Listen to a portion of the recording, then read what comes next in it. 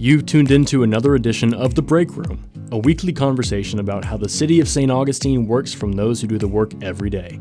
Hosted by the City of St. Augustine's Communications Director, Melissa Whistle, The Break Room offers a closer look at the different city departments and provides updates on current and upcoming projects and events. And now, your host, Melissa Whistle.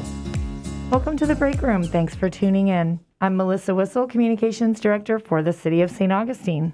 This week, I'm sharing The Break Room with the dynamic duo who keep us green and clean in the city. That would be Environmental Program Coordinator Glabra Skipp and Recycling Coordinator Olivia Smith. Ladies, welcome back. Hi there. Hi. It's always fun to have you in here because when you come in here together, it usually means there's an upcoming event. Recycling, shredding, used oil, all that stuff that everybody likes to collect and hold on to. And so this time is no different. We have an upcoming event, do we not? That's correct. Who wants to lead it? Olivia? So, yes, you're correct. When you get us together, we're here to talk about the community outreach events. So this time we are looking at Earth Day. Last year for 2020, we were not able to pull off Earth Day. So we're excited this year to bring you guys Earth Day. Again, will be April the 23rd, which is a Friday from 9 a.m. to 1 p.m. That is going to be at the Solid Waste Facility, which is 601 South Riberia Street. That's down at the end of, down near Haling Park. Correct, by the wastewater treatment plant. By the Gallimore. Correct. And is it drive-through?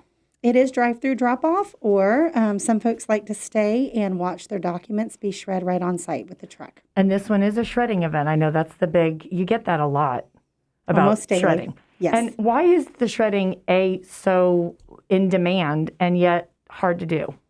So anytime you're looking at document destruction on a security level, there is cost involved for these trucks to come on site and facilitate that type of service. Again, so you're paying for the truck time, obviously the representative, and then the security and liability side of it. So we have to schedule that accordingly, budget it accordingly. But we are trying to look at bringing those events to you on a regular basis, throughout the year. And we have, in addition to the shredding, though, you can still bring, used oil? Cooking oil, outdated and broken electronics. Okay. And then up to 5 boxes per resident for the document destruction. And I can stand there and watch my stuff get shredded? Correct. There's a camera on the truck. Oh, really? Mm-hmm. And I guess that's because you're talking with people's personal information. Yeah. It is a secure event. Correct. If you will. So it's shredded once on the truck, and then it's taken back to the facility and double shredded again before the paper is either baled or pulped, turned into new paper. So we can't do shredding every time, but these community events, and we couldn't do it last year. You mentioned because of COVID early in last year, but we were able to do it at the end of 2020. That's correct. And was that a shredding event? It was not.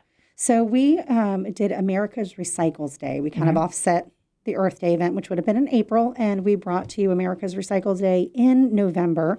And with that, we were able to bring that exciting shredding document destruction service back, as well as the e-waste and the cooking oil collection. And the e-waste, electronics, and we do another one in January. We do another collection in January, but we do not offer the shredding. That one is done at West Castillo.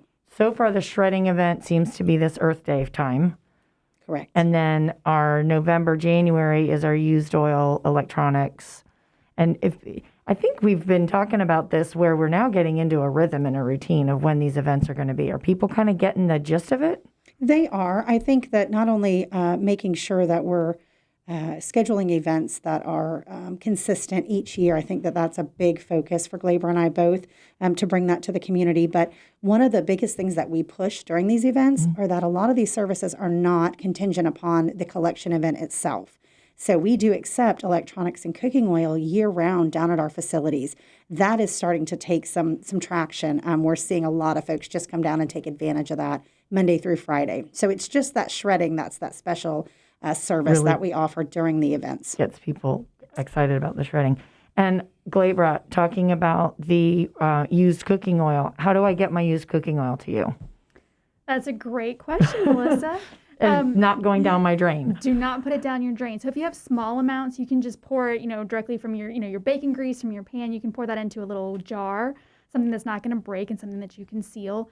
If you have a larger amount, like turkey fryer oil or fish fryer oil, a lot of times what we see is people just pour it back into that original container that they bought it in. So use a And- funnel, pour it, wait for it to cool. That's the big Right. thing. And I bring it down. You guys don't do special pickups for this kind of stuff. I do need to bring it to the recycling plant or the wastewater treatment. And you guys are right across the street from each other. That's correct. Right. So bring it to us. You can bring it anytime, but we do accept it at these special events as well.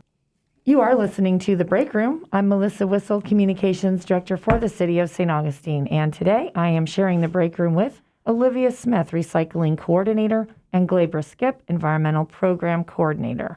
We are talking about an upcoming recycling event, Friday, April the 23rd from 9 to 1.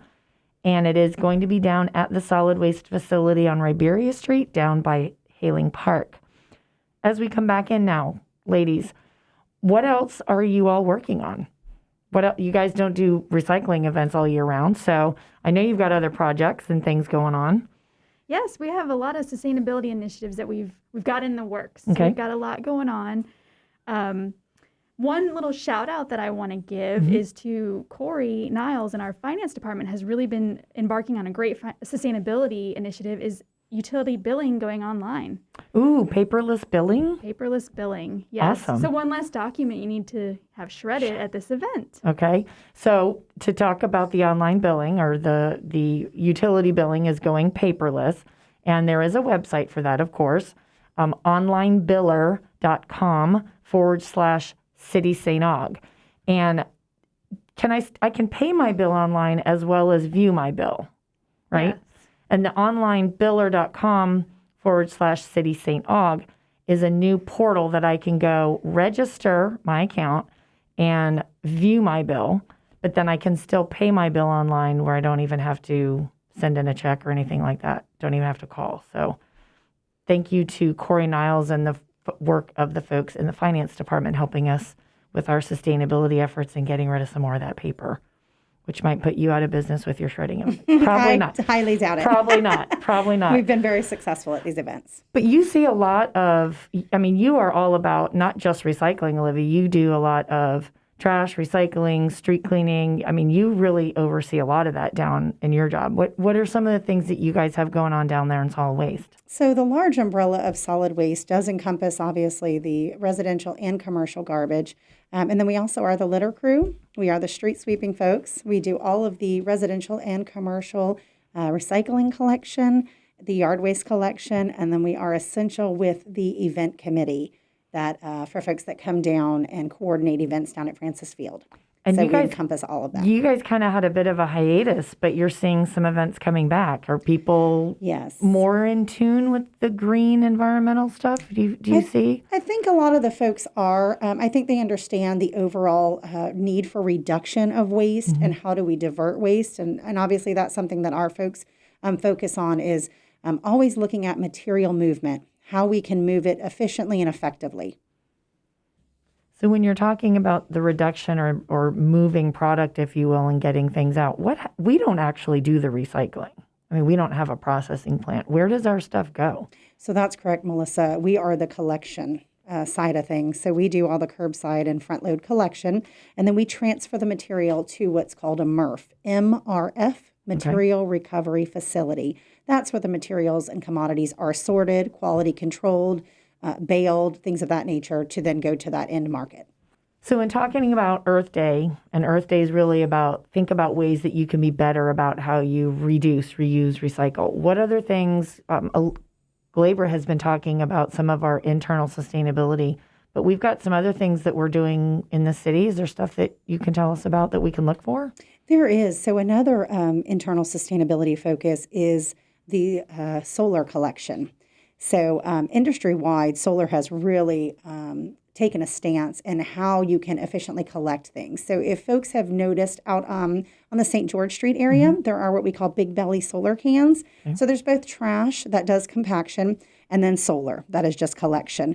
And so what we want to do is move into phase 2 and implement another section, if you will, of these type of cans throughout the city that allows us to have backdoor software so we can track trends, foot traffic, volume, machine issues, things of that nature. So it's an innovative way to start looking at garbage collection throughout the city. And you're talking solar as in the sunshine gets into these devices and they actually compact the trash?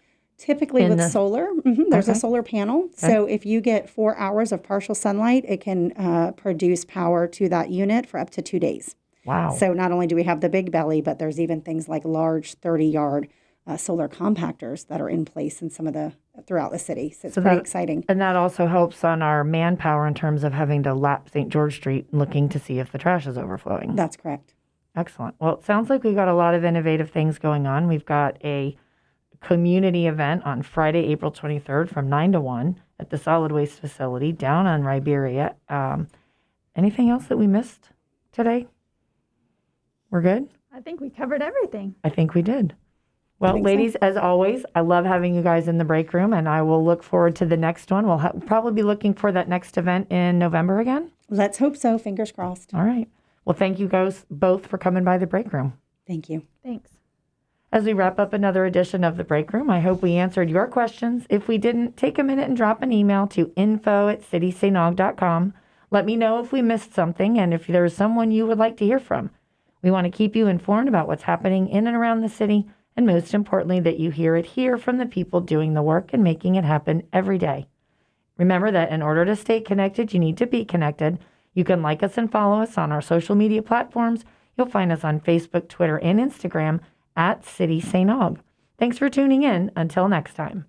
You've been listening to The Break Room, a weekly program addressing projects and programs offered by the City of St. Augustine. Join us each week as the city's communications director, Melissa Wissel, has in-depth conversations with the people who make our town work to meet the needs of our community.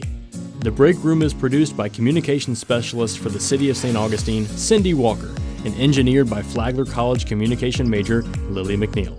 See you at this time next week for another edition of The Break Room.